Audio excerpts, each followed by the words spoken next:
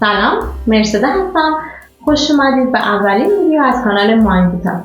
توی این ویدیو میخوایم با هم دیگه ببینیم که آیا دختر پسر فارغ از نگاه جنسی و جنسیتی که بینشون هست میتونن با هم دیگه دوستای صمیمی باشن یا نه. حالا یه دوست صمیمی یا جاست فرند یا داداشی یا دوست معمولی یا هر اسم دیگه که خودشون روش میذارن. تو ادبیات علمی اما به این جور دوستی ها گفته میشه کراس سکس فرندشیپ، یعنی یه جور ارتباط غیر رمانتیک و غیر جنسی بین دختر و پسر. تفاوتش با ریلیشنشیپ دقیقاً توی نداشتن این دوتا فاکتوره. یعنی وقتی که شما با یک نفر توی ریلیشنشیپ هستید به احتمال خیلی زیاد رابطه عاطفی و رابطه جنسی با هم دیگه دارید، ولی توی کراس سکس فرندشیپ خبری از این دو نوع ارتباط نیست. سوالی که اینجا مطرح میشه اینه که اوکی، این تعریف اومد داشتن و نداشتن رابطه، یعنی در واقع نداشتن رابطه جنسی و عاطفی رو تکلیفش رو مشخص کرد، اما در رابطه با داشتن و نداشتن افکار و امیال عاطفی و جنسی حرفی نزد. منظورم چیه؟ منظورم اینه که اگر که شما با یک نفر توی یک رابطه‌ای باشید که هیچ نوع ارتباط رمانتیک و جنسی هم بینتون نباشه، که با این تعریف ما میتونیم لیبل کراس سکس فرندشیپ رو روش بچسبونیم. اما اگر که شما با یک نفر توی رابطه‌ای باشید و هیچ نوع ارتباط رمانتیک و جنسی هم با هم دیگه نداشته باشید، اما افکار رمانتیک و امیال جنسی داشته باشید، چی؟ آیا باز هم میتونیم ما این لیبل کراس سکس فرندشیپ رو روی این نوع دوستی بچسبونیم یا نه؟ چیزی که من متوجه شدم وقتی که ما داریم در رابطه با دوستی‌های اجتماعی و شدن و نشدن صحبت می‌کنیم، پیش‌فرضمون اینه که نباید هیچ فکر و میل جنسی در کار باشه. ولی به نظر شما اساسا همچین چیزی ممکنه؟ توقع خیلی زیادی نداریم آیا؟ اصلا مگه میشه ما با کسی دوست باشیم که ازش بدمون بیاد؟ ببینید وقتی ما یک نفر رو به عنوان دوست برای خودمون انتخاب میکنیم، اصلا آدم این ویژگی‌هایی داشته که ما ازش خوشمون اومده دیگه. حالا میتونه ظاهرش باشه، میتونه اخلاقش باشه، میتونه هوشش باشه، میتونه نمیدونم شوخیاش باشه، فانی بودنش باشه. و هر حال این ویژگی‌هایی داشته اون آدم که ما رو به عنوان دوست برای خودمون انتخاب کردیم. برای همین بین ما و دوستامون فارغ از جنسیتشون میتونه یک عاطفه مثبت، یک پیوند عاطفی وجود داشته باشه. ولی چیزی که اکثر آدم‌ها باهاش مشکلی ندارن. اصل بحث کسایی که میگن همچین ارتباطی غیر ممکنه اینه که احتمال میدن تهش افکار و امیال جنسی بین دختر و پسر وجود میاد.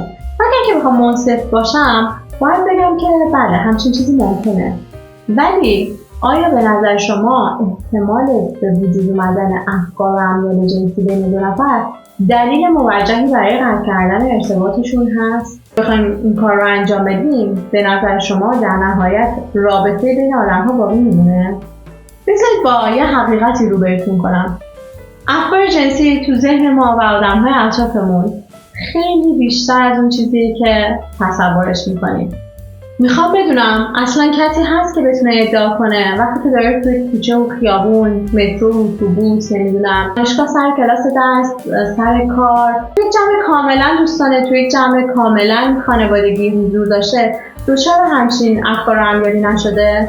متأهلا چی؟ آیا اونا میتونن این ادعا رو داشته باشن بعد از اینکه تیغه عقل بینشون جاری شد هیچ فکر و میل عاطفی و جنسی و با هیچ آدم دیگه‌ای تجربه نکردن؟ البته که حدسم اینه اگر من این سوال رو توی جمع از شما بپرسم جواب شما یکی محکم باشه.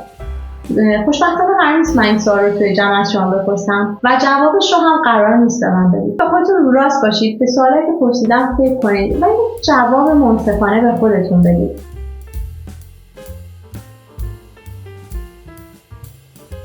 اما ما نمیتونیم یک چیزی رو انکار کنیم و اون اینکه ما آدمیم و به حکم آدم بودنمون افکار و امیال جنسی داریم و این افکار و امیال جنسی ممکنه سراغ هر کسی بره، از بازیگر و هنرپیشه گرفته تا همکلاسیمون تو دانشگاه، همکارمون سر کار، آدم‌هایی که توی مترو و اتوبوس می‌بینیمشون، فروشنده سوپرمارکت نونوایی یا دوستامون یا یکی از اعضای فامیل و خانواده. حالا با یه دور دیگه می‌خوام سوالی که چند دقیقه پیش پرسیدم رو بپرسم. به نظر شما وجود این افکار و امیال دلیل موجهی برای قطع کردن روابطمون هست؟ اگه آره که زندگی خیلی سخت میشه، باید بشیم تو خونه هامون در نیاییم، حتی شاید باید بشیم تو اتاق هامون رو در نیاییم، یا اینکه مثلا فقط خیابونا رو زوج و فرد کنن، فقط روزایی بیان بیرون که همجنسای خودمون تو خیابونن، بریم مثلا سر کلاسایی که همجنسا میتونن کلاس نشستن، از وسیله‌های نقلیه عمومی استفاده کنیم که همجنسای خودمون فقط توشن، از سوپرمارکت و نونوایی خرید کنیم که فروشندش همجنس خودمونه. یعنی ارتباطاتی که باقی میمونه احتمال زیاد فقط هم اینجوری میتونه باشه. یعنی ما این کارا رو بکنیم که این افکار امیرات سراغ کسی نره. فقط این مثلا تکلیف بایوسکشوالا چی میشه؟ چون اونا به هر دو تا جنس گرایش دارن، بخواید فکر کنی از اون طرف با هیچ دو جنسی هم نمیتونن دوست معمولی باشن دیگه. نمیدونم باید چیکار کنن، خیلی کار براشون سخت میشه. ببینید بچه‌ها، واقعیت اینه که در طول روز 1,000,000 فکر مختلف از مغز ما میگذره و خب هیچ اشکالی نداره که اگر بعضی از اونها محتوای جنسی داشته باشن. خودتون رو بابت داشتن افکار جنسی سرزنش نکنید. سوالی که پیش میاد اینه که این افکار جنسی کجا میتونن برای ما دردسرساز باشن، کی میتونن به ضررمون تمام بشن؟ جواب اینه که هیچ وقت تا وقتی که فکر باقی بمونن، به کلام تبدیل نشن، به عمل تبدیل نشن. برگردیم به طرف کراس سکس فرندشیپ. گفتیم یه جور ارتباط غیر رمانتیک و غیر جنسی بین دختر و پسر.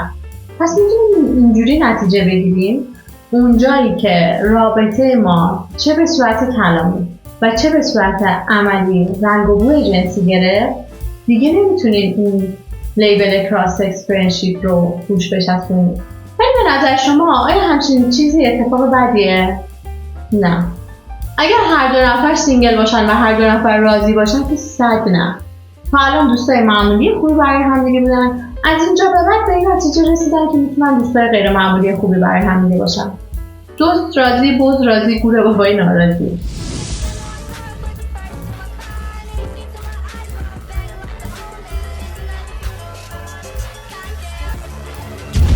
اما برای وقتی که بالای 100% مطمئنیم نمیخوایم دوستی ما این لیبل کراس سکس فرندشیپ از روش برداشته بشه، اون موقع چی کار کنیم که کار به اونجا نرسه؟ جواب ساده است. set boundaries. حد و مرز بذارید و به حد و مرزاتون پایبند باشید. حواستون باشه با دوست معمولیتون دارید چه حرفایی میزنید، چه درد و دلایی میکنید، نمیدونم چه محتوایی شیر میکنید، چه شوخیایی میکنید با هم دیگه. به جای اینکه بیاید کاسه توده رو سر کراس سکس فرندشیپ بشکنید و بگید اساسا از نظر من همچین چیزی غیر ممکنه، روی حد و مرزاتون کار کنید و به حد و مرزاتون پایبند باشید. به نظر من حتی اگر یک نفر از اون دو نفر هم حد و مرزهای سفت و سخت برای خودش داشته باشه، میتونه اون رابطه رو به صورت کاملا معمولی نگه داره. حواسش باشه، اولا حواسش به حرفایی که خودش میزنه باشه، دوما حواسش به حرفایی که طرف مقابل داره میزنه باشه. اگه که میبینه که یه مقدار اون صمیمیت داره، یعنی اون پیوند عاطفی داره از حالت نرمالش خارج میشه و رنگ و بوی دیگه به خودش میگیره، خیلی با صراحت به دوستش بگه ببین این دوستی برای من ارزشمنده و دوست ندارم که از دستش بدم، برای همین با من همچین محتوایی شیر نکن، با من همچین شوخیایی نکن، با من همچین درد و دلایی نکن. خب حالا برگردیم به سوالی که اول ویدیو مطرح شد. به نظر شما آیا دختر پسر فارغ از نگاه جنسی و جنسیتی که بینشون هست میتونن با هم دوستای صمیمی باشن؟ جواب من به این سوال یک بله محکمه. بله میتونن، به شرطی که حد و مرز بذارن و به حد و مرزهاشون پایبند باشن.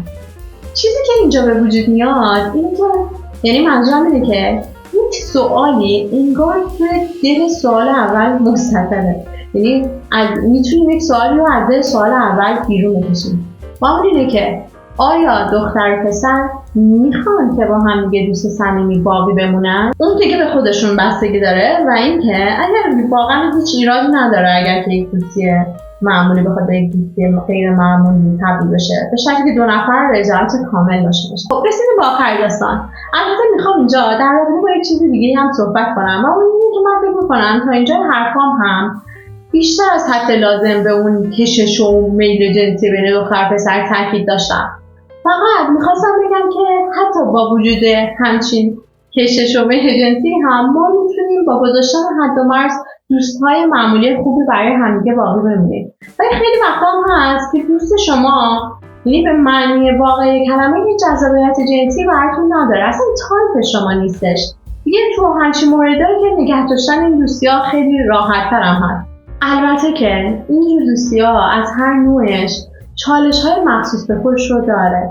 اگر اینا رو هر کدوم از دسته من یه دیوار در نظر بگیریم، به نظر من آدم‌هایی که میان صرف محکم میگن که دوستی بین دختر پسر اصلا غیر ممکنه، never ever ممکن نیست به وجود بیاد، از این طرف دیوارن. اگه دوست معمولی شدیم روز آخر کردیم اینقدر بدبختیم بابا. الله به قرآن مجید. مگه دوست معمولی چجوری با دختر میشه؟ مگه میشه آخه؟ من هر سری خواستم دوست معمولی بشم جلسه سوم چهارم خلاصه یه جوری آوردم جلو تمام شد رفت. بعد اون عاشق شد فلان شد، یک گندبازی‌های شد که اصلا کسافتکاری هستن. اونایی هم خیلی با دید باز به این قضیه نگاه میکنن و میگن که آره بابا اوکی بود چی نمیشه و محاله بود دوست ما دوستمان و نمیدونم چالش‌های این رابطه در واقع در نظر نمیگیرن، از این طرف به دیوارن. مینا به دوست صمیمی پسر اعتقاد داری؟ آره خیلی. من اعتقاد ندارم. خب به کی؟ حالا اگه اعتقاد داری بیا تست کنیم. الو محمد رضا، راستش نمیدونستم به چه جوری بگم. من چند وقتیه که احساس میکنم مثلا ازت خوشم میاد. واقعا تو تنها کسی بودی که ارزش منو فهمیدی تو این چند وقت. اصلا تو کیسی گرفتنی، کیس دوست شدن نیست. تو بگیرم من ببرم خودم. جدی داری میگی؟ آره من کلا واسه همیشه گفتم برو همه کار بکن بیا بعد من میگم. من تو بیرون تو میشناسم. امشب کجایی؟ امشب پیش تو. جدی میای خونهمون؟ مامان بابام نیستن. آره چرا نمیام. خیلی دوست داشتم که الان اینجا در رابطه با چالش‌های این نوع روابط بیشتر صحبت می‌کردم، اما فکر می‌کنم که تا همینجا هم همین ویدیو طولانی شده. برای همین با یک خداحافظی خوشحالتون می‌کنم. ممنون که به ویدیو من نگاه کردید. خوشحال میشم اگر که دوست داشتید لایک کنید، کانال رو سابسکرایب کنید و با دوستاتون به اشتراک بذارید.